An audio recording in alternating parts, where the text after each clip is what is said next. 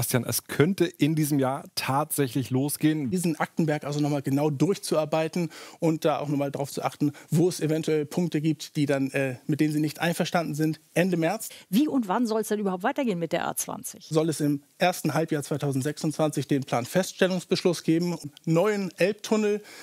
Aber wie lange das dann dauert, Aber was feststeht, wir werden jetzt eine neue Dorfgeschichte auslosen. Unser Zufallsgenerator, der läuft jetzt gleich. Und für den letzten Film, da waren wir ja bei bestem Wetter in Angel. Das war schön. Letztes Wochenende hatten wir noch Frühling und ich bin heute bei Schnee zur Arbeit gefahren.